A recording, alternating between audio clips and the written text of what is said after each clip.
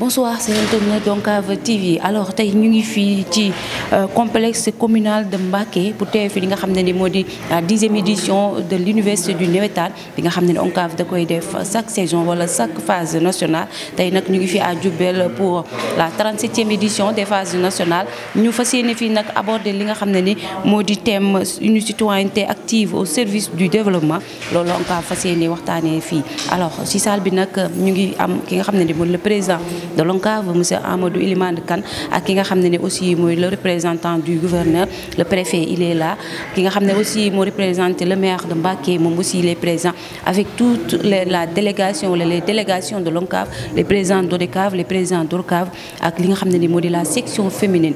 Alors si thème bi pour revenir si un tout petit peu thème bi dina soxal wala dina laal ñi nga xam ne ni moo di la section féminine bi nga xam ne ni Oncave am na ko mu bokk ci li nga xam ne ni moo di démembrement Oncave wala ci biir Oncave. Donc dañuy dugg ci salle bi histoire de voir comment aborder ce thème avec. Sans faire référence au navétane, je parle sous votre contrôle. À chaque fois qu'on l'entend faire un discours, il dit parlez aux ASC, parlez au navétane. Le secrétaire général du FONOS, qui est un pur produit du navétane, qui a été dans l'ODCAV de Dakar, dans l'ORCAV et dans l'ORCAV. La délégation du ministère de la Femme, je voudrais encore dire que nous sommes très contents de vous voir aujourd'hui. Parce que vous avez pu remarquer qu'aujourd'hui, il y a plus de femmes dans la salle que d'hommes. A été reconnu du public.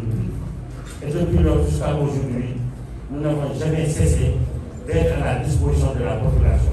Nous sommes transversales, contrairement à certains qui pensent que ce que nous faisons, c'est seulement du football. Mais il fallait hier passer à Diourbel, voir les présentations théâtrales que nos ASC ont fait, qui collent à la réalité. Et aujourd'hui, encore une fois, cette université, à travers les thèmes que nous avons choisis, entre en droit dans cela. Nous avons voulu être le bras technique du gouvernement du Sénégal. Je voudrais remercier le président de la République. Parce que depuis la convocation du CRD de Matam, jusqu'à la tenue du CRD ici, si effectivement les autorités déconcentrées et décentralisées de l'État sont d'accord sur ce qu'on est en train de faire, c'est parce que des instructions ont été données par le gouvernement, par le président de la République, par notre tutelle, Madame le ministre des Sports. Et c'est pourquoi on a pu avoir à l'ouverture des phases, n'est-ce pas, une forte délégation de l'État du Sénégal. Mais ceci ne fera que nous organiser, même la présence du ministère de la Femme, n'est-ce pas? Le ministère de la Femme ne devait pas être là. Mais ceci nous organise. Mais c'est normal, nous sommes transversales. Quand vous allez dans les comités de santé, c'est des décrets qui ont fixé la présence de notre démembrement dans ces comités de santé. Vous allez dans les comités de proximité des écoles, c'est des décrets qui ont fixé cela. Quand il y a inondation, nos ASC sont présents. Quand il y a catastrophe de pousse de bois, nos ASC sont là. Mais au-delà de cela, nous sommes d'accord que le football, c'est le roi dans ce qu'on est en train de faire. Mais il est roi partout. Hein? Le football est roi partout. Quand on organise le football, tout le monde, n'est-ce pas, n'a aucune autre activité que de suivre le football. Mais nous faisons la culture aussi, sur toutes ces formes. C'est pourquoi hier, nous avons organisé, comment ça s'appelle encore, des journées théâtrales qui sont terminées depuis avant-hier. Ça s'est terminé hier. Et c'est des thèmes qui collent à la réalité. C'est pour dire, monsieur le gouverneur, c'est aujourd'hui, l'Oncave est en train de jouer pleinement son rôle. Vous savez, nous sommes là depuis le 29. Le 30, les activités ont démarré. Avec 32 équipes seniors, 16 équipes cadettes, 10 groupes théâtrales. Mais imaginez-vous, quand on arrive à organiser 63 matchs seulement en 14 jours, la CAF ne le fait pas, la FIFA ne le fait pas, la Fédération sénégalaise ne le fait pas. En 14 jours, on arrive à organiser, n'est-ce pas, les 32 équipes qui sont logées dans 8 poules enseignantes. En cadet, c'est 16 équipes qui sont logées dans 4 poules. Donc ça veut dire qu'aujourd'hui, il n'est plus à démontrer notre performance. Le navétane, l'Oncave, je vous l'ai dit, a terminé de démontrer sa capacité de faire. Le football qui a été, que nous avons regardé, nous avons vu de grands talents. Et c'est pourquoi il y a eu beaucoup de superviseurs pour les autres équipes qui ont été présents à nos manifestations. Et vous aurez à remarquer que lorsque le championnat, le Nawetaan aura terminé, que la Ligue pour la Ligue amateur aura commencé, vous aurez à remarquer que beaucoup de joueurs, n'est-ce pas, qui étaient dans le Nawetaan vont être, sélectionnés au niveau des autres équipes. Et cette année-ci, nous avons voulu qu'il y ait une supervision technique. Tachir Diallo, que vous avez vu tout à l'heure, Momar Toum, Moustapha Seck, c'est des grands techniciens du football sénégalais. Nous avons voulu qu'ils viennent superviser les matchs de football qu'on est en train de faire un rapport qu'on aura à déposer à qui de droit. Organisé sans violence. Je me rappelle très bien, il y a 4 ans de cela, je suis allé à Fatick, une finale zonale, parce que le stade était en réflexion. Ils ont joué dans un terrain vague. Moustapha Niang, vous vous rappelez, j'étais avec le ministre Matar Ba. Les gens ont joué, il n'y a eu aucun problème, n'est-ce pas? Il y a eu un but. Le seul problème est que lorsque les gens ont refusé le but, ils sont venus au milieu des terrains. C'est normal pour les Sénégalais, ils ne connaissent pas le football. Mais lorsque les organisateurs les ont dit, ressortez, tout le monde est ressorti, le match est terminé, il n'y a pas eu de problème. Je rêve de voir cela. On organise partout dans le Sénégal sans qu'il y ait des faits de violence. Parce que quand l'arbitre dit pris, mais c'est fini. Personne, que vous criez, que vous dansez, ça ne peut pas faire revenir l'arbitre sur sa décision. Quand la secrétaire, qu'elle soit zonale, départementale, régionale et nationale, elle prend une décision pour dire que je suis pas X, il n'y a rien qui peut faire revenir la secrétaire sur cela. Il faut qu'on soit que depuis 2 ans, nous avons déjà un projet de mettre sur place un centre de formation professionnelle et technique. Un centre qui aura à regrouper certaines catégories. À partir des I13, ce n'est pas un hasard qui a fait que les I13, nous les avons mis déjà dans nos RC. Nous avons dit que le championnat, c'est des I13, c'est des moins de 17 ans, c'est des juniors seniors et c'est des vétérans. Mais d'autres me disent pourquoi les autres activités. On n'a pas voulu surcharger de trop nos ASC. Ça demande des moyens. Aujourd'hui, ce qu'on est en train de faire ici, le budget global est de 186 millions. Jusqu'à aujourd'hui, où je vous parle, nous n'avons pas encore reçu un soutien de personne, à part un annonceur qui nous a aidés. À part cela, vous le savez très bien, nous avons le parrain, qui est l'honorable député Cheikh Thioro Mbacké, qui nous a promis de faire quelque chose. Mais je voudrais quand même faire une mention spéciale au président de la Ligue régionale de football, Ablaye Fall. Parce que lorsque on a eu des problèmes de faire les phases à Matam, n'est-ce pas, en tant que responsable de la fédération au niveau de la région, lorsque notre cadre de Diourbel a demandé la domiciliation, je m'en ai ouvert à lui. Il m'a dit que c'est OK, le nécessaire sera fait. C'est dit que nous avons les préfets, qui nous, nous parce que l'essentiel pour nous, ce n'est pas d'aller en vacances, mais c'était de venir, de voir les conditions dans lesquelles nos responsables de Mbacké, de Diourbel et de Bambey sont en train de vivre. Quand je dis conditions dans lesquelles, conditions d'organisation, mais conditions aussi de vie naturelle. On s'est rendu compte qu'effectivement, il y avait une possibilité d'organiser ces phases-là. Aujourd'hui, sans se tromper, nous pouvons dire que même si les phases ne sont pas terminées, ça a connu un succès. Du point de vue mobilisation, on peut dire que l'année dernière, nous sommes quittés Kaffrine, on avait pensé que ça va être difficile de trouver une forte mobilisation supérieure à celle qu'on a vue à Kaffrine. Mais aujourd'hui, durant toutes les phases, que ce soit à Touré-Mondé, que ce soit comment ça s'appelle à Bambey, que ce soit ici même, nous avons vu que les Sénégalais, dans leur majorité, connaissent ce qu'on est en train de faire. Cette université entre dans le cadre de notre mission de service public. Nous sommes l'émanation verte de la population. Nous sommes les cadres unitaires les plus importants de ce pays. On ne peut pas aller dans un quartier, j'avais dit à un président de la République, on peut aller nulle part sans trouver un représentant de l'ASC. Or, on peut aller quelque part sans y trouver soit une église ou bien une mosquée. Ça montre aujourd'hui que les Sénégalais sont d'accord sur ce qu'on est en train de faire. Très enthousiaste d'être parmi vous dans le mouvement Nawetaan m'a fallu, le mouvement auquel j'ai grandi, dans lequel j'ai grandi, le mouvement qui m'a formé, le mouvement que je dois tout. Je je suis redevable au mouvement Noël.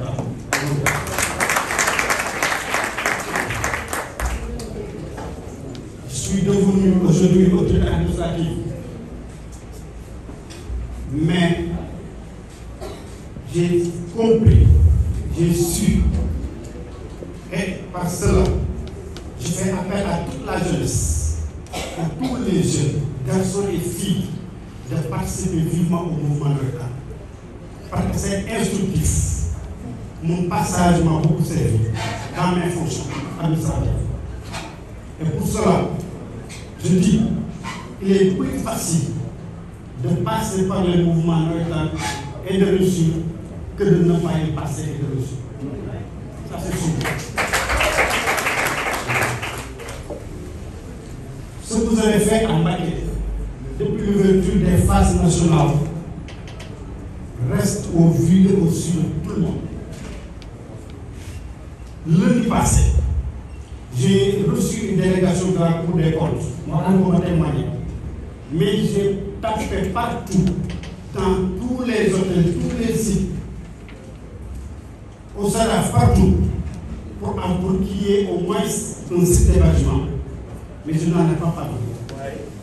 Parce qu'on me dit que tous les sites, tous les hôtels, tous les auberges pour dîner sont occupés par le mouvement.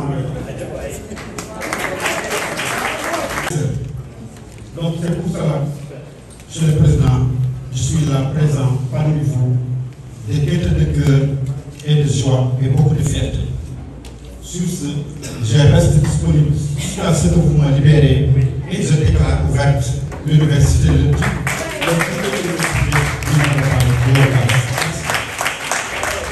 Donc on va donner la parole à monsieur le professeur Djiby Diakhaté. Oui, merci beaucoup. Il y a eu 2 ou 3 interpellations. La première, c'est la perception du mouvement Noël, je crois que ça a été soulevé, et qui met l'accent sur l'idée que la perception semblerait négative. Bon, en réalité, je crois que quand on en arrive à l'université des Navétanes, ce serait bien de s'arrêter un instant et de parler de nous sans complaisance. Parce que si on doit être là à ne dire que du bien de nous-mêmes, mais c'est peine perdue. Par contre, si nous sommes objectifs et que nous regardons les problèmes en face, que nous indexons les problèmes et que nous cherchons ensemble des solutions, en ce moment-là, j'aurais considéré que l'université a réussi sa mission. Alors il faut dire que le mouvement Navétane, quelque part, peut être traversé par la violence. Ça, c'est un phénomène connu. Et le plus souvent, quand les gens indexent de façon négative le mouvement Navétane, surtout ces dernières années, c'est que précisément on met l'accent sur la violence. Donc, il y a un excès de passion, d'émotion, des fois, et après, ça s'explique par une sorte de déferlement de la violence dans les quartiers. Et des fois, c'est une violence vécue. Et des fois, c'est une violence à l'intérieur d'une même famille élargie. Et ça peut poser problème. L'autre aspect aussi, je crois qu'on doit aussi le dire, c'est qu'il peut arriver que dans certaines localités, les compétitions soient en période de scolarité. C'est-à-dire que donc les compétitions perdurent et vont jusqu'au mois d'octobre, novembre, etc. Des fois, on voit des jeunes qui, au lieu d'aller à l'école, vont vers les stades. Je sais que depuis quelques années, il y a des efforts qui sont faits pour essayer de limiter ça. Mais comme vous parlez de perception, je dis que certains ont continué à garder ces clichés. Autre élément qui me semble important, c'est aussi les grossesses. Ça aussi, il faut en parler. Après les compétitions c'est pendant la période des vacances, il faut compter 9 mois après. Il y a des problèmes dans beaucoup de quartiers. damay laaj sama ay étudiants ne leen est-ce que mën ngeen ma limal fukki joueur ak benn bu Paris Saint-Germain jigéen ñi sax limal ma fukki joueur ak juróom-benn ma ni Manchester United ñu citeel ma ñëpp ma ne Real Madrid ñu citeel ma ñëpp ma ni Ndiambour de Louga citeel leen ma ci kenn waxuma fukk ak benn de kenn donc ñu am ay jafe-jafe. En fait loolu daf ñuy wan ni ñun tubaab yi la ñu gën a nàmpatal que suñu bopp ñun loolu du seen faute mais tubaab yi la ñu gën a nàmpatal ñoom la ñu gën a gis que suñu bopp loolu moom mooy dëgg. donc loolu mooy ñetteelu bii bi ñu encaissé ñeenteelu bii bi ñu encaissé mooy mondialisation parce que mondialisation dañu ne adduna bi léegi kii la nan lañ ko tuddee sax dañu village planétaire dañoo ni léegi kii la rabbu jargoñ boo déggee ci internet ñuy wax www xëy na ñi internet ci ordinateur dañ ko gis www mooy World Wide Web mooy toile d'araignée maanaam dafa mel ni loo xam ni araignée yàq nag araignée jargoñ moo ko ràbb léegi ràbb boobu ñun ñëpp ci la ñuy dund adduna bi léegi boo ko xool lépp a nóor boo demee États-Unis nga dem France nga dem Belgique nga dem Espagne nga ñëw Sénégal nga dem Gambie boo ko dee xool ñoo niroo nu ñuy waxee ñoo niroo nu ñuy solo ñoo niroo nu ñuy lekk léegi adduna bi dafa mel ni benn bopp la mais boo ko dee xool benn bopp yëpp bu ñu koy wax tubaab bi ñoom la ñuy toppandoo ñun suñu bopp maanaam tubaab bi li ñuy def ñun moom la ñuy def dañuy dem ba léegi am na benn borom xam-xam bu ni ñun ay nit yu ñuul lañu rek ci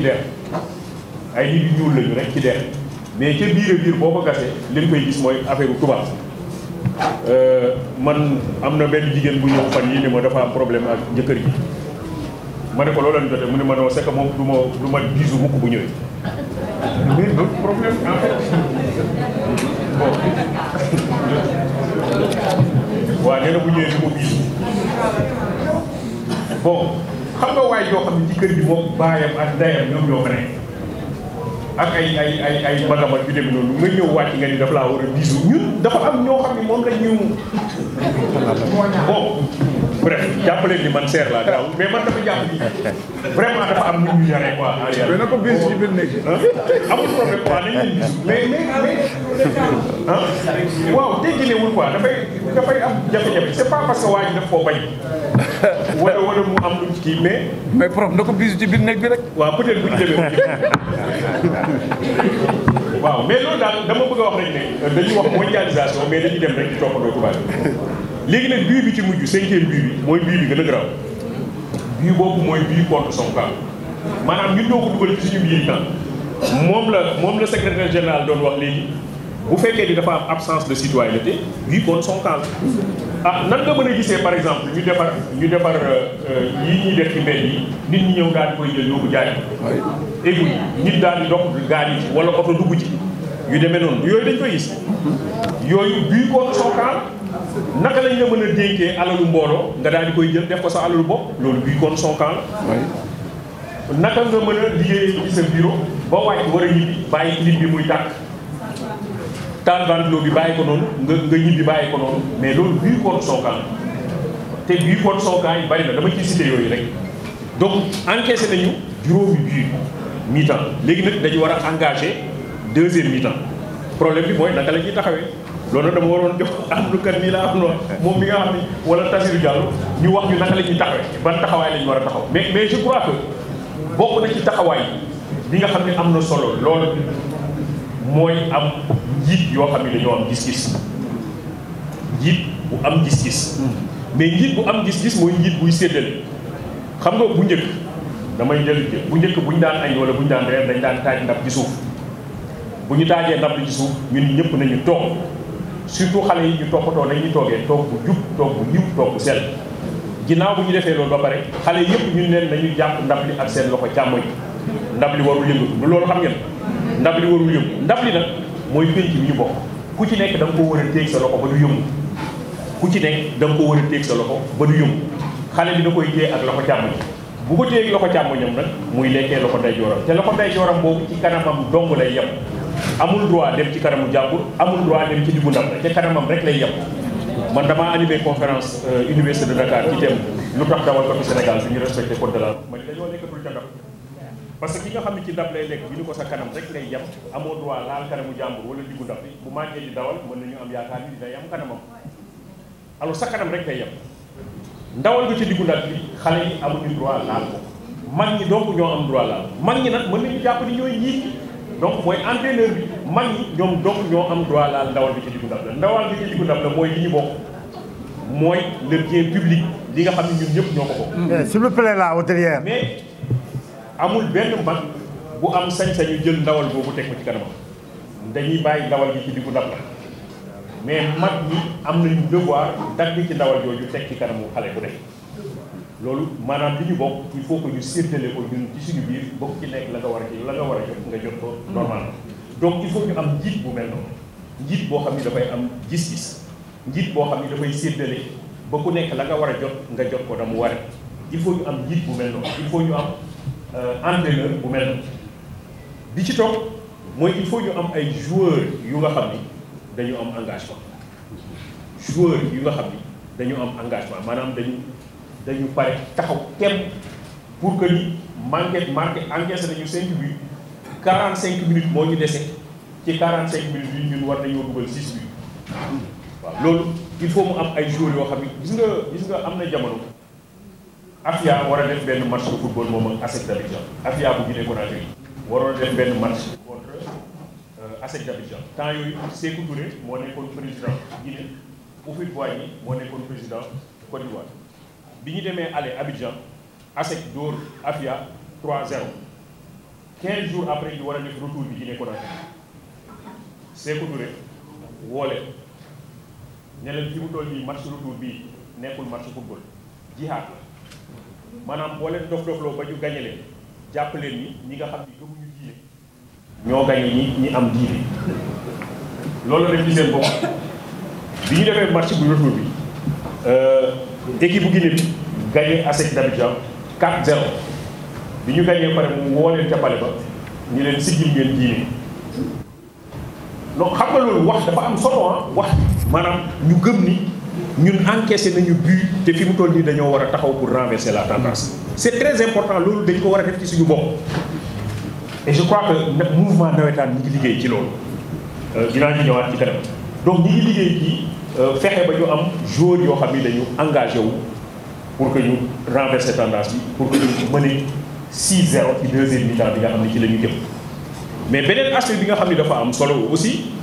mooy que ku ci nekk la nga war a def nga def ko ba mu waree parce que joueur bu ci nekk na nga jàpp ni fa poste ba nga nekk yow yaa yore équipe bi mënoo jàpp ni bon 9 yi rek attaquant yi rek ñoo yore équipe bi ñoo war a dugal mais attaquant boobu mu dugal il faut que défenseur bi aussi di ko jàppale ci loolu ba pare nag fexe moom it ba bu mu encaissé parce que waratuñoo encaissé 5e moom ca la war a yem bu leen ko fàtte 5e ca la war a yem waratuñoo encaissé donc ça signifie que ku ci nekk fa nga nekk jàppal ni am nga responsabilité bu am solo boo xam ni boo ko deful rek équipe bi yëpp moom mooy am problème du yow rek yow yaay am problème mi ngi mel ni benn équipe kenn am ci carton rouge bu amee carton rouge ñu génne ko du moom rek la ñuy sanctionné mais équipe yëpp mooy am jafe-jafe parce que équipe bi après day obligé jouer match yëpp à 10.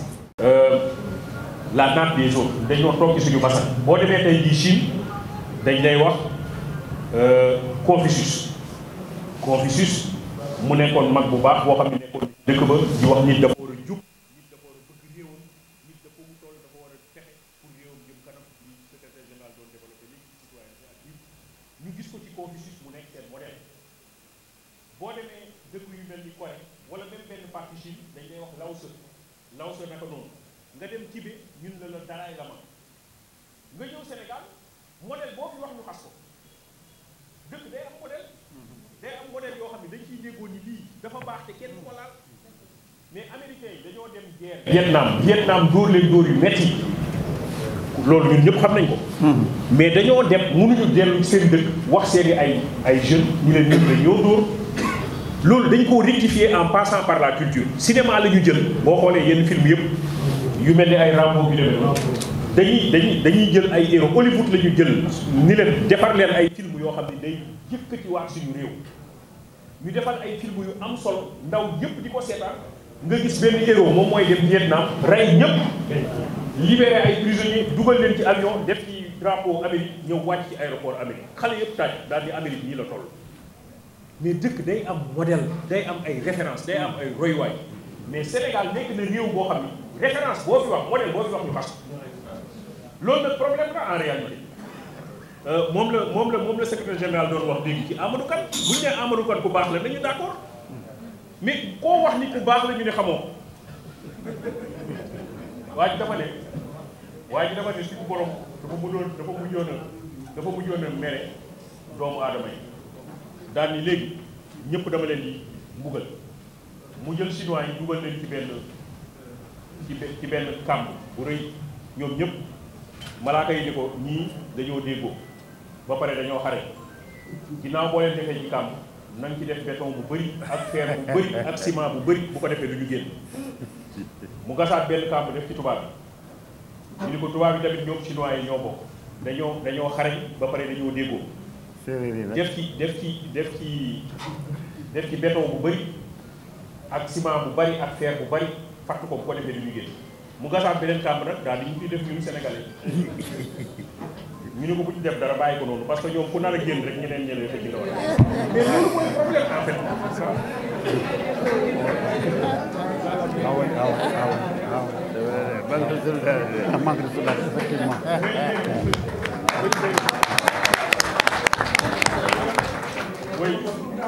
waaw dañuy suñu daal mais boo xoolee même dans le domaine du sport amul même dans le domaine du sport pour nga gis ku def ay performance continue problème la bu stable il faut ñu wut ay galgal ba nga xam ni say performance boo defee benn performance tu vois Amadou Diaba dafa gagné médaille olympique après tu vois ñu commencé di wax nga gis kenn koo xam ni dafay def ay performance yu rëy ñuy commencé di génnee ay problème ci moom ba na mu waroon taxawee dootul taxawee ci noonu en réalité foofu dañ fa am ay jafe-jafe ab dëkk dafay am ay royuwaay or mouvement nawetaan bu njëkk ci ni mu doon yaree ay gone bokk na ci joxe ay royuwaay dañ naan joueur bii de joueur bu xarañ la joueur bu engagé la telle famille la bokk entraîneur bi telle famille la bokk supporter bi telle famille la bokk dirigeant bi telle famille la bokk loolu mu nekkoon ay modèle loolu yëpp nag dañuy commencé moo tax secrétaire général Amadou je crois que ce serait bien de penser à une compétition sur les modèles je crois que ce serait très bien de penser à une compétition sur les modèles maanaam compétition boo xam ne dañuy jël ay royuwaay nag mën na nekk baykat mën na nekk sàmmkat. Ça c'est le sociologue qui parle. Il a commencé par vous taquiner en mettant en relief les grossesses en fin de compétition. Mais vous savez, la fin, elle a fini par vraiment par vous revigorer, par vous donner toute l'importance que vous avez. Donc c'est ça. Merci professeur. Merci beaucoup. Donc on donne la parole à Madame Boy. Madame Baké. Merci monsieur le préfet, merci chers intervenants. Xam naa ni suñu intervention pratiquement monsieur le professeur dugg na ci parce que suñu problème yëpp pour la plupart du temps c'est sociologique, donc sociologie liée à des questions culturelles. Beneen bi mooy biologique, donc aspect sociologique culturel bi mën naa ni leeral na ko. Beneen bi tamit monsieur DG wax na ci c'est la discrimination positive. Donc je crois que loolu c'est le nerf de la guerre aujourd'hui parce que bu ñuy wax texte yi ministère de la femme tey jii fexe na ba à travers la stratégie nationale d'égalité et d'équité de genre ministère boo dem am na ay cellules genre c'est institutionnalisé ministère yëpp am nañu seen cellule genre am nañu tamit ce qu'on appelle un budget sensible au genre parce que xam nañ ni il y a des spécificités aussi bien chez l'homme que chez la femme. Discrimination positive bi muy wax aussi c'est un premier pas pour ñu may chance jigéen yi ñu accéder à ces postes de responsabilité parce que toujours il y a un premier pas gap bi c'est énorme dañ koy wax chaque jour du def sax ci répété wu et le ministère de la famille mais li ma wax rek on a mis en place des dispositifs des politiques d'équité et d'égalité de genre boo xamante ni dans tous les ministères tey di nga ko gis les cellules genre budget sensible au genre pour prendre en charge les questions des femmes quel que soit leur secteur d'activité donc je crois que c'est ça en gros. Maintenant le reste c'est d'aller se former vraiment il faut se former bañ a toog ci sa coin bañ a tamit plier wu ci say obstacles yi nga xamante ni c'est contrainte yi nga xam ne c'est naturel boobu waru ci plier wu waru la tere nga dem je l'ai dit dafa bokk ci ñun on l'assume donc dafa waru ñu tere nga dem au contraire daf ñu war a booster pour ñu wane que ni lii waru la tey donc voilà je vous remercie. Merci. Merci beaucoup, madame. Merci. C'est de dire en un mot qu'Amadou est un homme profondément humain, extrêmement humain, qui aime partager, qui aime faire plaisir à tout le monde, qui veut que les gens soient dans une famille. Et c'est ce que je vois ici. Vous êtes une famille. Je peux aujourd'hui mettre un nom, je peux dire, sur la plupart des visages ici. Tellement nous sommes liés, nous formons une famille. Et ça, je voudrais vraiment, je vous salue et vous réaffirme mon profonde amitié. Amadou, vous êtes un homme bien, devenu coup bas. Voilà, il est coup bas. La citoyenneté active, une réponse aux enjeux de notre époque. Je voudrais m'arrêter un instant sur la citoyenneté, concept central du thème de notre université, qui, à mon sens, est le grade le plus élevé en République. Il serait égalé de prononcer le discours inaugural à l'occasion de la 10e édition des universités de l'Organisation nationale chargée des activités de vacances ONCAV, en portant votre choix sur notre organisation, qui est France. L'ONCAV a jeté son dévouement sur la grande famille du sport à laquelle nous appartenons tous. Et c'est tout le mouvement sportif et olympique national que vous honorez. Vous me permettrez, distingués participants, avant d'aller plus loin, de transmettre les sincères regrets de M. Ibrahim Ouad, vice-président du CNOS, soutenu par des charges professionnelles qui m'ont empêché d'honorer personnellement votre aimable invitation. À ce que les gens, comme tu l'as dit tout à l'heure, à seulement voir que le Nawetal, c'est des organisateurs de match, le Nawetal, ce sont des gens qui doivent être là pour nettoyer le quartier. Non, je suis foncièrement conscient. L'acteur de développement sur lequel moi je m'appréhende, c'est que pour moi, il ne faut pas, c'est pas possible, il ne faut pas y avoir de développement au Sénégal sans que les autorités étatiques travaillent avec le mouvement. Ce n'est pas possible. C'est-à-dire que vous êtes la plus grande association sportive. C'est la plus grande association en fait donc, au niveau du Sénégal. Il n'y a aucune association qui a 8000, je dis bien, 8000. L'ONCAV est constitué de plus de 8000 ASC. Amadou l'a dit tout à l'heure.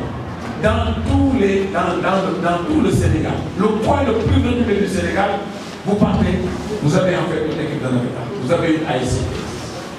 Donc, pour moi, le plan armé du développement du Sénégal, pour moi, à la base, c'est d'abord, en fait, l'ONCAV.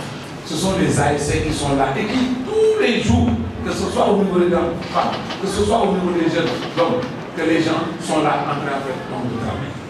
Donc, pour moi, je pense que si les gens veulent que nous puissions avancer, tout ce dont on est en train de parler, comme les citoyens de les gens ne sont plus conscients de tout et tout. Mais c'est parce que, pour moi, on veut en fait développer, mais on commence en fait, on ne commence pas par la base. Pour moi, la pyramide, pour moi, ce qui est au niveau de la base, ce sont les ASC. Donc, souvent, c'est l'État qui doit changer de vision pour aller vers le mouvement de l'État, pour pouvoir en fait poser ça. Maintenant, il y a en fait un problème. Nous sommes tous acteurs, mais en notre sein aussi, il y a un problème. C'est-à-dire que nous ne devons pas refuser que, fondamentalement, il y a en fait des questions sur lesquelles nous devons en fait prendre des mesures. Nous devons aujourd'hui faire une introspection à l'intérieur pour savoir qu'il y a des choses qu'on nous reproche sur lesquelles nous devons travailler pour en fait donc les améliorer. Ça, c'est une chose réelle. Ce n'est pas fondamentalement lié au fait à la présence en fait de l'ONCAV, non. Parce que tout à l'heure, en fait, je crois que Pablo l'a dit, c'est en fait la société sénégalaise qui est malade. Donc je pense que donc, vraiment, je veux qu'on se comprenne, je refuse qu'on confirme le mouvement de l'État à Bruxelles. Je ne suis pas du tout. Par contre, les femmes, je fais un plaidoyer pour les femmes, ce n'est pas la première fois que je le fais. C'est la présence des femmes dans les instants de décision au niveau du sport. Les gars, vous ne pouvez pas parler à leur place. Les femmes doivent être membres au niveau de l'ONCAV. Elles ont leur place. Mais ça, il faut de la discrimination positive au départ. Parce que vous dites, oui, il faut qu'au niveau en fait zonal, au niveau donc, des ONCAV, au niveau de l'ONCAV, on les envoie Non, ce n'est pas ça. Non. C'est de mettre dans vos textes. Parce que là, il faut légiférer. Dans toutes les grandes instances internationales du sport, aujourd'hui, que ce soit au comité du Sénégal et dans les autres pays, partout, on a légiféré. Il faut dans nos textes qu'on fasse de la législation. C'est quoi? C'est de prévoir des postes qui sont dédiés à ces femmes au départ. Cela ne veut pas dire que la femme ne peut pas être présidente de l'ONCAV. Non, non, non. Elle peut être présidente de l'ONCAV. Mais dans le bureau de l'ONCAV, dire que tel poste de vice-président, 2 ou 3 postes de vice reviennent d'office aux femmes. Aucun homme ne peut la faire. Aujourd'hui, vous allez au Sénégal, il y a un poste de vice-président qui est dédié à une femme. Parce qu'il faut que la femme soit là où on prend les décisions. Sinon, on ne pourra jamais en fait comprendre. Vous allez au niveau de la FIFA, vous allez au niveau du CIO, vous allez au niveau de l'ACNO, qui est l'association mondiale, vous allez au niveau de l'ACNO, qui est l'association continentale. Il y a un poste de vice-président au niveau de ces instances dédié en fait aux femmes. Et je pense que ça, il faut en fait qu'on y arrive. Et c'est important. Et les gars, je vous dis très sincèrement, moi je suis secrétaire général du comité olympique. Nous avons 12 commissions au niveau du comité olympique. Les 12 commissions, les 6 sont dirigées par des femmes. Wallahi, je vous assure.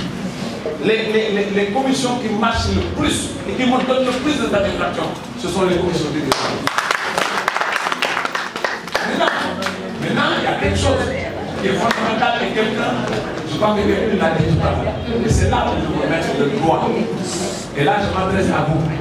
Le problème fondamental, c'est vous. Xam nga li seen problème jigéen ci boppam moo doy waar. Man maay proposé parce que commission du vote bokkul ak bureau. Secrétaire général day toog bind ne bureau dañuy proposé ak diw pour ñu diriger telle commission. Bureau bi accepté. Su bureau bi accepté dañ koy yóbbu comité directeur. ñëpp toog ñu ne bureau exécutif moo proposé ñii ñu di nekk président de commission mais xamuñu ne femme yi rek ñoom la nekk di programme après dañuy ñëw sama bureau pourquoi nga tànn diw man maa ko jiitu man j'ai été international j'ai été 2 fois champion d'Afrique j'ai été ça va absolument ni je peux être champion d'Afrique et ne pas être leader. Aujourd'hui, est-ce que 30 a été champion d'Afrique de football? Est-ce que cela veut dire qu'elle a été double ballon d'or pour être entraîneur complet? Est-ce que demain, Léo Messi sera entraîneur? Est-ce que parallèlement, en étant meilleur joueur du monde, il est parti pour être entraîneur, il a joué? Michel Platini, très grand joueur, il a été entraîneur, il n'a pas. En fait, il n'a pas. C'est pas lié à ça. C'est un problème de leadership. C'est pas une affaire de yalla. moo bind dafa am loo xam ne leader lañu. boo leen jëlee tey seen koñ ngay jël lu mat fukki xale ñu am ay juróomi ak juróom-benn at nga bàyyi leen rek ñuy dox nga leen di remarqué pendant 2-3 jours tout de suite le leader sonn da ngay gis ni kii moo koy diriger. kon yéen a war a si seen bopp ngeen xoolaat seen bopp ki ñu diriger ki ñu jël pour mu diriger du parce que kooku moom ëpp xam-xam wala teg mais kooku pour mu réussir il faut ngeen koy jàpp mooy yéen bu ñu jëlee ni teg ko dooleel leen ko malheureusement doo leen def loolu doo leen dooleel da ngeen di commencé oui non Seydina dafa ko tànn parce que Seydina dafa commencé di def lu doxal alors que il n'y a absolument rien bi ma koy def objectivement la ko def parce que demain boo échoué ça se retourne contre moi parce que moi demain dans mon bilan quand je vais écrire et que telle commission n'a pas fonctionné mais c'est pas bon pour le diriger kon dañuy tànn sur des bases objectives kon yéen a war a mën a taxaw te li ma leen wax nii du Sénégal la dem man je suis membre de la commission de CI de genre dans le monde fu ne laay def ci àddina ay dëkk yoo xam loo ko sax imaginer ay Australie fu ne pour dem défendre jigéen pour que les femmes accèdent en fait aux instances internationales mais il y a des obstacles c'est pas toujours les mêmes par exemple yi ngeen dund Europe ak fi bokkul les Européens di dépassé nañ loolu nekk pour seen bopp kon yéen a war a mën a góorgóorlu war a comprendre ne yéen war ngeen am beneen attitude boo leen di toog pour pouvoir aujourd'hui avoir accès à ça. Les réalités sociologiques sont là pour kenn mën ci dara parce que tamit il faut ngeen accepter dara Aujourd'hui, occuper certains postes de responsabilité dans le sport demande aussi du temps. Ni amul kan bi jabaru ko gis man mii suma jabaru ko gis damay def ay réunion ba 1 heure 2 heures du matin dem nañu assemblée générale fédération football samedi matin lañ fa dugg à 7h30 j'étais membre de la commission électorale pendant 8 ans 7h30 lañ fa dugg samedi ñu ngi ko génn dimanche à 16h30 oui l'assemblée il faut amul arrêté dañu continuer et donc c'est pas toujours évident que jigéen moom parce que bu yàggee seen dëkk yi ñooy commencé di wax ay non c'est que le wutal beneen kii kat moom et cetera et cetera. kon loolu en fait je pense que loolu c'est un gros problème donc loolu je pense que il faut que ñu tenir compte de ça exemple type bi ma leen di jox mooy ñun au niveau du comité d'organisation des Jeux olympiques de Dakar 2026. Dakar Sénégal est organisé Jeux olympiques. C'est du 31 octobre au 13 novembre 2026. Il y a 900 personnes qui vont être libres et payées. Parmi les 900 personnes, une décision, les 45% seront des femmes. 45% pour nous liggéey ci comité d'organisation. Donc je pense que am na ay mécanismes yoo xam ne am nañ ko pour pouvoir aujourd'hui faire en sorte que tey mën nañu def ba jigéen bi toog fi mu war a toog. Mais tam li indi loolu c'est important mooy la formation. Attention am na poste yoo xam ne mënoo ko yore te amuloo background parce que li mu laaj xam-xam la laaj bi mu caaxaan loolu aussi dafa war a am discrimination mooy tey dañu war a def benn moment boo xam ne dañuy arrêté tàkk ñu ne jigéen ñi la ñuy pousse pour ñu def ñun en fait loolu ñuy def actuellement nii toutes les femmes entraîneurs coach de nos équipes nationales sont en train d'être promues. La dernière qui est partie, c'est Khady Diop Soura. Elle a fait 4 mois en Suisse. Parce que qu'est-ce qui va se passer? C'est-à-dire répondre. Tu as été 4 fois champion d'Afrique de basket. Tu as gagné en fait la médaille d'or des Jeux de la francophonie. Tu as été 3 fois médaillé aux Jeux africains. Tu as fait 2 fois les championnats du monde. Tu as fait 2 Jeux olympiques. Mais depuis presque 8 ans, tu es coach adjoint de l'équipe nationale. Ah! Tant que formons, tu vas continuer à être adjoint. Parce qu'on va tout dire non, pour l'expérience. Mais l'expérience, ça s'acquiert. Ça s'acquiert, ça ne te réveille pas. Ça va aller, te boule de pain, donc je pense que l'autre aussi, le homme solaire, oui, il faut qu'on fasse de la détermination positive. Pour que nous ayons une formation. Et l'autre, je pense qu'on a pour le Jihao, il y a un pour le Jihao. La parole, c'est pour en premier lieu féliciter l'ONCAV, plus particulièrement le président. Je remercie encore la directrice Sédar Mbacké, parce que j'ai manqué de l'obésité, pour vous dire encore que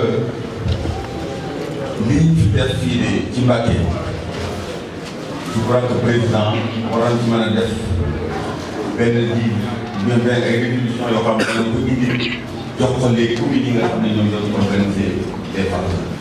C'est important parce que en CRD des fois dañuy dem sur le plan économique des fois il faut ñu am ay bases yoo xam ni moom la ñu war a développer vraiment suñu structure yi parce que d'abord ce qui s'est passé personnellement fii li nga xam ne uniquement à Mbacké, je crois que sur le plan économique quelqu'un l'a dit mosu fi am. Il y a le Magal mais il y a les phases.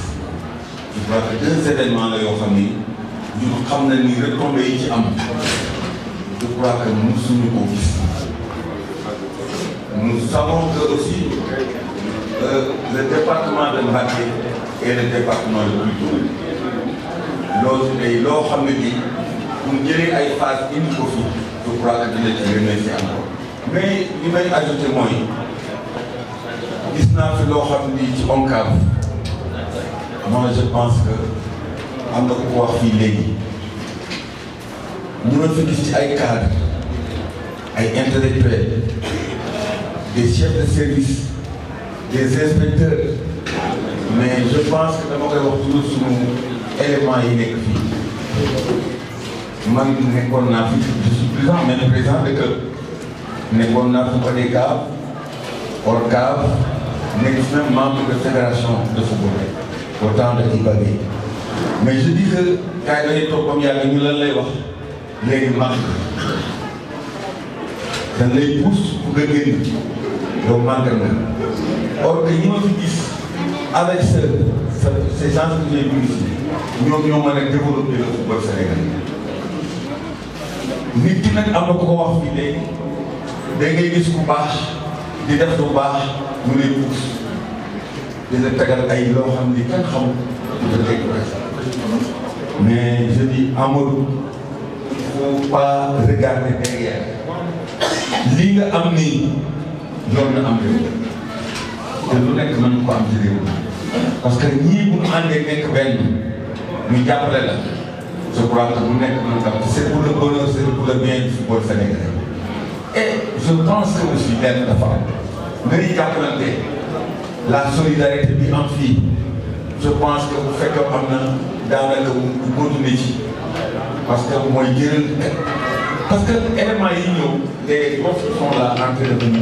bu ñu gisee loolu pour ko mën ko topp je veux parler aussi di Mbacké dafay réew football parce que nit ñi def na ni ñu ay jàng xasaay rek la ñuy def mais dëkk football la dama bëgg football lii ñu indil fi toll ci année bi lii ñu defal ci fan yi je crois que dajale nañ jeune Mbacké yëpp jeune département bi yëpp jeune région bi yëpp ñu nekk benn te loolu amul solo parce que d'abord man mën naa leen wax ne leen fii un temps Mbacké équipe nationale bi fi la nekk c'est-à-dire ne veut pas me mentir il y a les Salif Diagne les Laye Dédia les zone yi nga xam ne ñu ëpp doole Sénégal fii la nekkoon oui oui ils étaient tous là Laye Camara tout ça ils ont fait des cours Laye Camara le directeur de l'équipe qui devait être là maa ngi koy wax léegi parce que on parle fils de Mbacké lu mel ni organisation mel ni je l'ai dit il doit être présent je ne dois pas avoir de présent un Dioum qui est là et des personnes qui sont là qui ne soient pas là et je crois que c'est le premier élément qui nous dans la direction réelle loolu moom vraiment je pense maintenant il y a aussi un autre problème le problème mooy Mbacké tey jii bu ñuy def ay choix même je dis à l'état sénégalais bu ñu def ay choix war nañ xam ay nit na la leen di jël critère bi gën a am solo en tout cas au niveau de la mairie on a eu à choisir un directeur du stade mais il y avait 15 prétendants presque ñu ko bëgg mais xam nga lan moo leen déterminer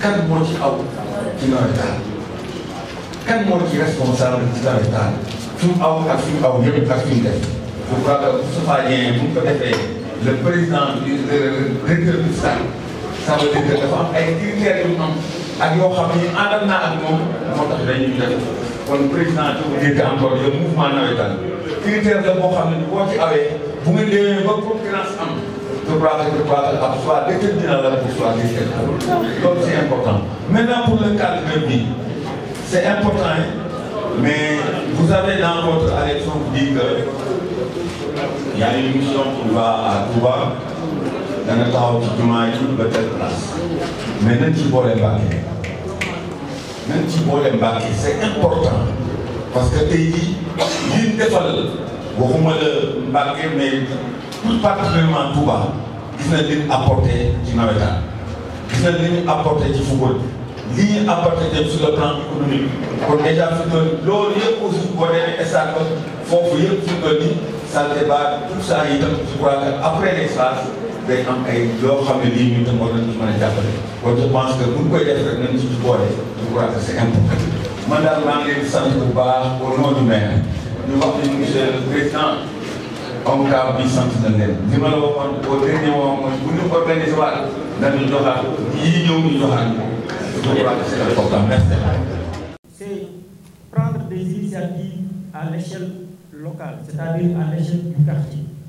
Pour améliorer le cadre de vie, on n'a pas besoin d'avoir une vision macro.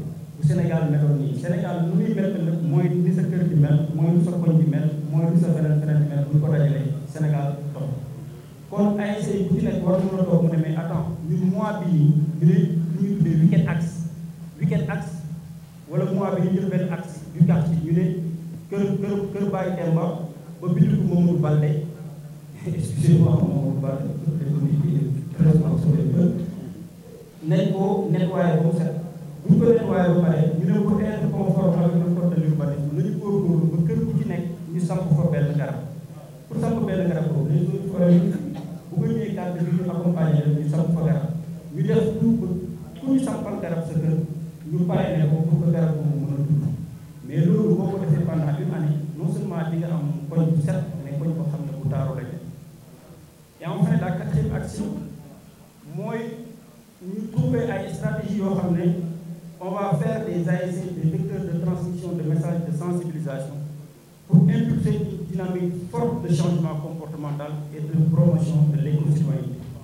wax naa ko tout à l'heure ñi nga xam ne peut-être bu ñu nekkee seen kër yi mën nañ leen bañ a wax ñu dégg parfois même l'autorité mën na wax ñu bañ a dégg parce que passion moo mel noonu nit ki pour que changer également mën nga jaar ci li nga xam ne moom moo ko intéressé trop et le football sinon le mouvement navétane intéresse les gens donc mën nañu profité taxawal ay stratégie yoo xam ne au lieu ñu koy def année bi di ko semaine année pourquoi pas bu nekk quelque chose boo xam ne dañ koy institutionnaliser ñu signé une convention et je pense que le président est en train de travailler sur ça avec la direction.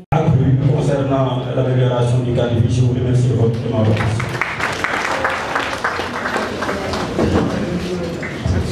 Monsieur Diatta, si je pense à Sokhna Mame Diarra Bousso yaay Cheikhul Khadim mën na nekk si je pense à Mame Fawa Doumbélé yaay Seydil Hadji Malick mën na nekk ak yeneen soxna yu baax j'aimerais inviter Abdou Sonko mon ami et frère Abdou pour se remémorer un peu de Mariam Bob. Mariam Bob, une icône. Mariam Bob, une battante. Mariam Bob, une dame engagée, très dynamique, la fille de Baye Abbas. Abdou Sonko, qui était Mariam Bob? À jamais et pour toujours. Mariam, tu es parti répondre au dernier appel. Tu as voulu répondre pour un dernier acte qui a laissé personne. Tu as voulu et tu as répondu. Je te dirai le point que le président Léopold Sédar Senghor avait dit aux tirailleurs sénégalais. Je te redirai le refrain.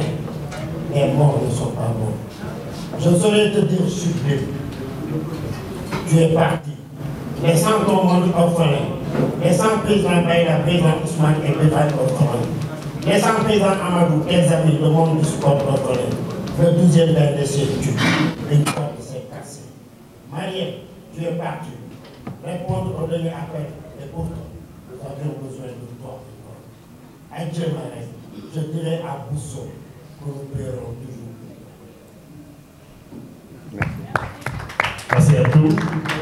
Mariam Bob nekk ku nga xamante ni dafa nekkoon jigéen bi jàmbaar bokkoon ci ñun nekkoon OIG pour région de Thiès bokkoon aussi ci 12 gaynde nekkoon ku am yar ku am dal ku nangu koo xam ni dafa nekkoon au service des autres nit ñi nekk ñëpp dirigeant mouvement navétane à travers Baye Abbas ñëpp papal leen di woowee jigéen ñëpp seen service la nekkoon ku am jàmbaar daaw ñu dem Coupe d'Afrique des Nations ca Côte d'Ivoire bi ñuy mu ñibbisi daal di xawat daal di wàññeeku mu nekk ku ñu marqué lool boobu ak léegi nag ñu ngi soog a def phase pour mën ko rendre hommage démb xale yu jigéen ñi rendre nañ ko hommage ca stade ba waaye fii ñu nekk nii war a aborder thème central bi nga xamante ni moom mooy les femmes piliers du développement social économique moo tax ñu dugal loolu rek pour saluer la mémoire de Mariam Bob président.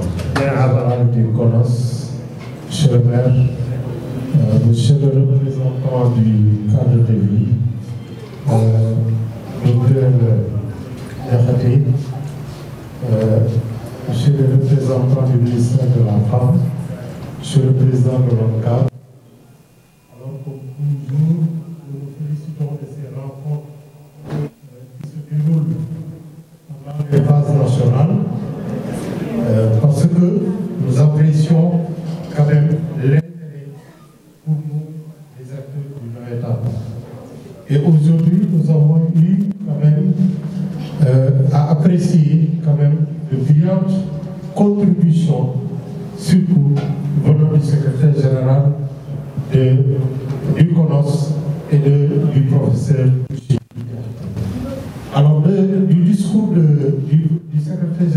CONOS.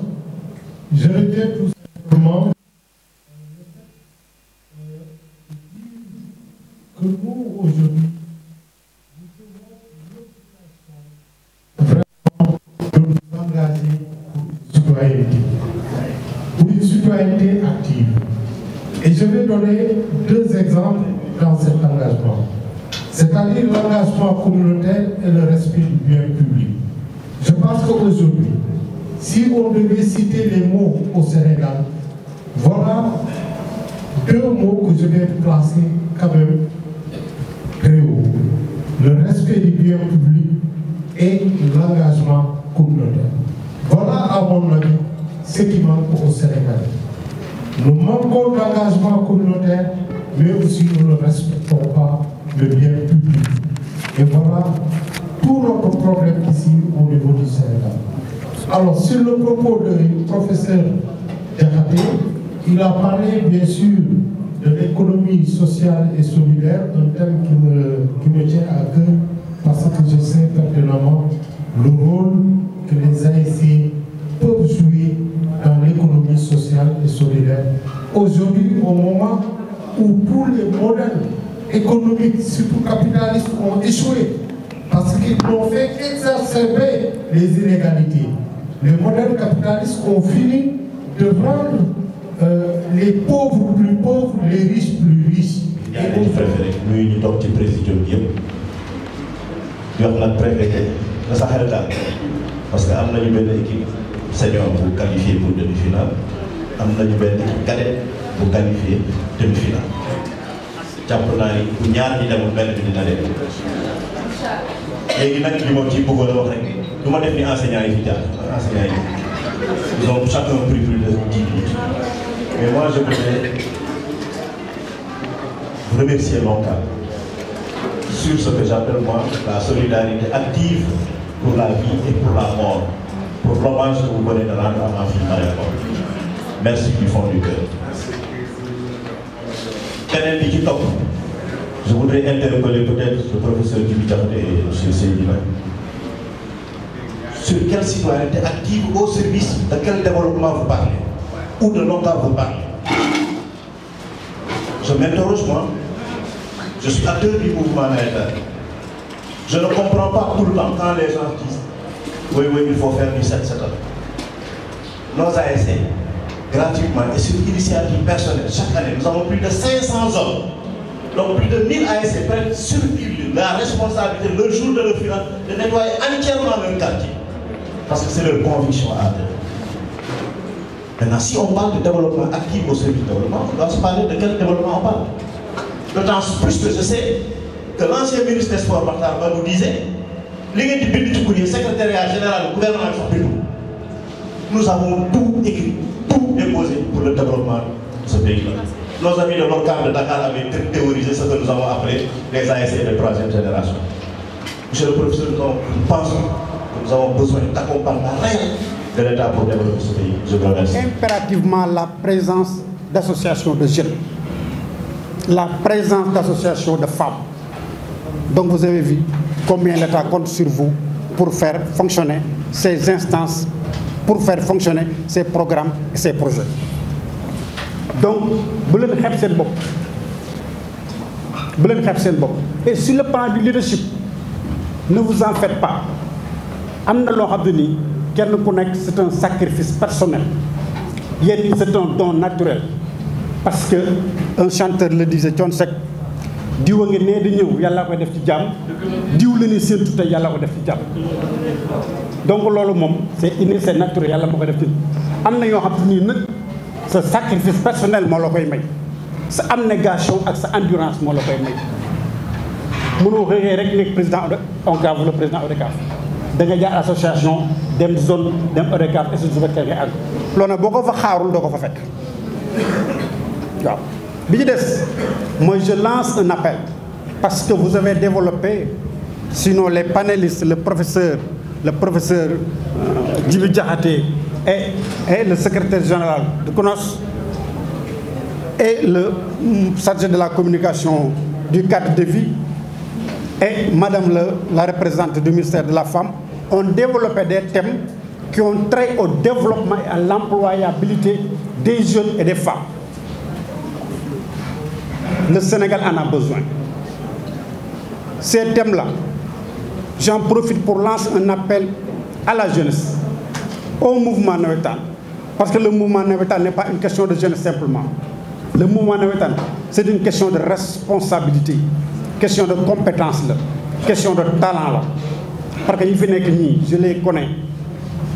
Parce que la majeure partie d'entre eux, je les connais. Sont des hommes valeureux, sont des hommes utiles à la société. Ils ont une valeur sociale. Donc j'en profite pour lancer un appel. Que la jeunesse, je vous appelle à la construction de ce pays. Comme le mouvement vous l'impose, le mouvement Nawetan vous l'impose. Je vous appelle à la construction de ce pays. Vous êtes les bras séculiers de l'État. Vous êtes là pour le développement du pays. Vous jouez au football, vous faites de la culture.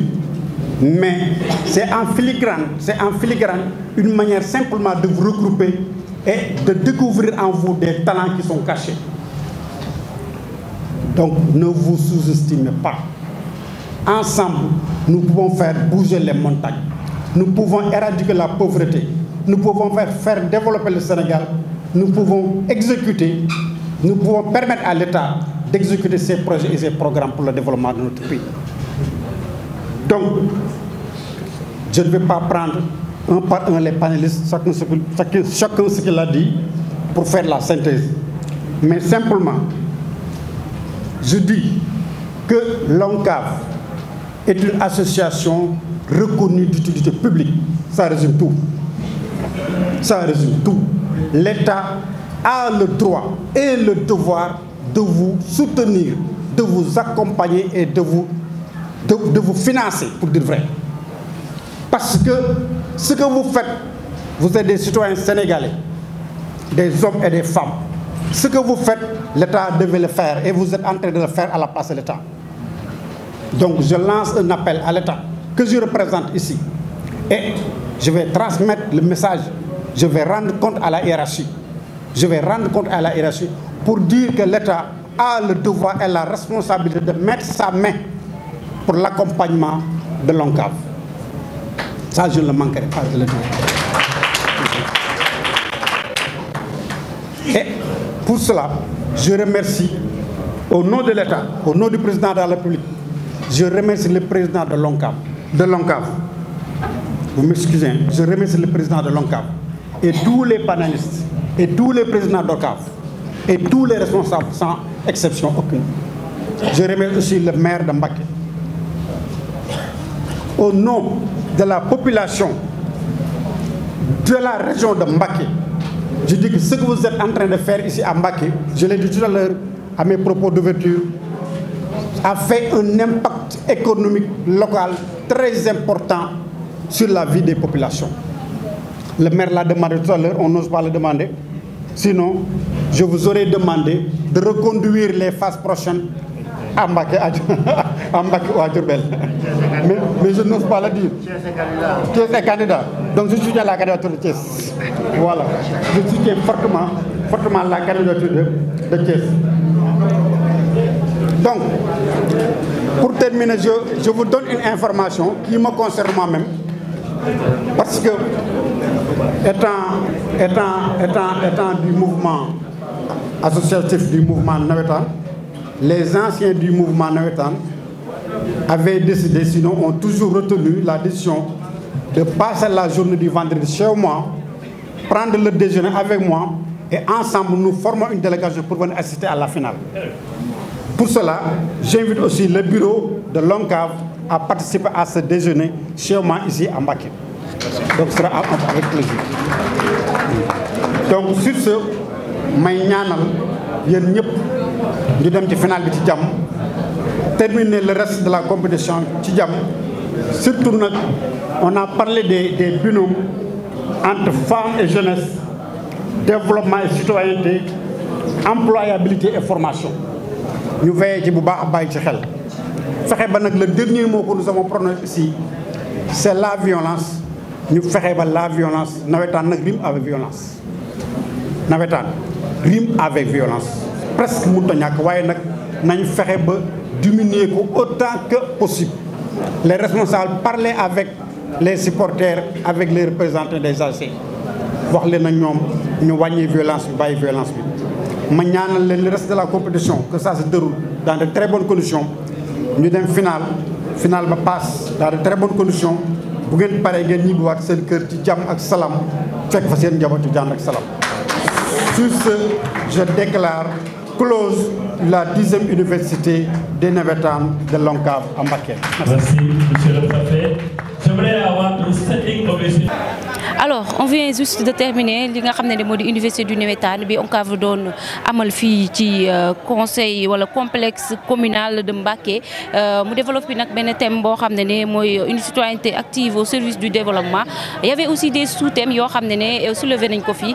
Il y avait aussi ki nga xam ne le préfet moom moo représenté le gouverneur ak ki nga xam ne aussi moo nekkoon représentant du maire ak aussi secrétaire général aussi du CONES Seydina Issa Diagne moom aussi était présent ak ki nga xam ne aussi mooy Thiané Sarr moo représenté ki nga xam ne moo di monsieur Augustin Senghor président fédération sénégalaise de football ak aussi madame Mbacké moom moo représenté wala moo ñëw aussi turu ministère des femmes moom aussi ñu développé fi benn thème mu nekk thème boo xam ne voilà développement économique et social voilà loolu lañ fi développé par rapport ak les femmes mu am aussi yoo xam ne ni les Joseph ñoo ko def mooy les Joseph de l'ONCAV les dames ñoom aussi ñu soulevé quelques points yoo xam ne ni voilà chaque fois peut-être gis nañ ne war nañ ko mën a wax bés bu ñu toogee ak ki nga xam ne ni jotaay yi amee dañ koy soulever pour mën a am solution mooy ci li nga xam ne ni moo di la responsabilité des femmes ci li nga xam ne moo di mouvement navétane ñu koy gis chaque fois mais ñu aussi ñu nekk ay femmes yu balaas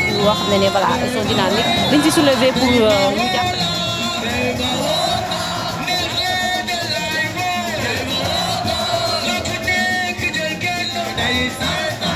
Jege ma, come on, come on,